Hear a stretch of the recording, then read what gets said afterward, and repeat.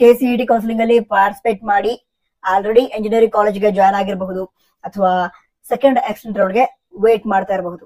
ಈ ವಿಡಿಯೋ ಹೇಳ್ತಾ ಇರುವಂತಹ ಇನ್ಫಾರ್ಮೇಶನ್ ಏನಿದೆ ಅದನ್ನ ಪೂರ್ತಿಯಾಗಿ ಕೇಳಿ ನಿಮ್ಮ ಫ್ರೆಂಡ್ಸ್ ಅಲ್ಲಿ ಯಾರಿಗಾದ್ರೂ ಈ ಇನ್ಫಾರ್ಮೇಶನ್ ಅವಶ್ಯಕತೆ ಇದ್ರೆ ಅವರಿಗೆ ಶೇರ್ ಮಾಡಿ.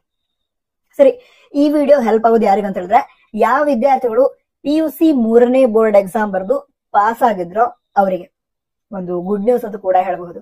ಏನಂತ ಹೇಳಿದ್ರೆ, ನೀವು ರ್ಯಾಂಕಿಂಗ್ ಗೋಸ್ಕರ KCET ರ್ಯಾಂಕಿಂಗ್ ಗೋಸ್ಕರ ವೇಟ್ ಮಾಡ್ತಾ ಇದ್ರಿ. ಈಗ ನಮ್ಮ ಕೇದವರು ರ್ಯಾಂಕಿಂಗ್ ಅನ್ನ ಆಲ್ರೆಡಿ ಅನೌನ್ಸ್ ಮಾಡಿದಾರೆ. ಸರಿನಾ? ಕೇದವರ ಅಫಿಷಿಯಲ್ ವೆಬ್ಸೈಟ್ ಅನ್ನ ವಿಸಿಟ್ ಮಾಡಿದ್ರೆ ಅಲ್ಲಿ ಏನು KCET ಸಪ್ಲಿಮೆಂಟರಿ ರ್ಯಾಂಕಿಂಗ್ ಅಂತ ಒಂದು ಲಿಂಕ್ ಅನ್ನ ಪ್ರೊವೈಡ್ ಮಾಡಿದ್ದಾರೆ. ಸೊ ಆ ಲಿಂಕ್ ಏನಿದೆ ಅದನ್ನ ಕ್ಲಿಕ್ ಮಾಡಿ ನೀವು ನಿಮ್ಮ CET ನಂಬರ್ ಹಾಗೆ ಡೇಟ್ ಆಫ್ ಬರ್ತ್ ಅದನ್ನ ಎಂಟರ್ ಮಾಡಿದ್ರೆ ಈ KCET ಸ್ಪಾಟ್ ಮತ್ತು ಸಪ್ಲಿಮೆಂಟರಿ ರ್ಯಾಂಕ್ ಅಂತ ಕೊಡಿದಾರೆ, ಅದನ್ನ ಚೆಕ್ ಮಾಡಬಹುದು. ಸೊ ಯಾವ ವಿದ್ಯಾರ್ಥಿಗಳು 3ನೇ ಬೋರ್ಡ್ ಎಕ್ಸಾಮ್ ಬರೆದು ಪಾಸ್ ಆಗಿದ್ದಾರೆ ಅಂತ ವಿದ್ಯಾರ್ಥಿಗಳು KCET ಸೆಕೆಂಡ್ ಎಕ್ಸ್ಟೆಂಟ್ ರೌಂಡ್ ಒಳಗಡೆ ಪಾರ್ಟಿಸಿಪೇಟ್ ಮಾಡಿ ಸೀಟ್ ಅನ್ನ ಪಡೆದುಕೊಳ್ಳೋದಕ್ಕೆ ಅವಕಾಶ ಇರುತ್ತೆ.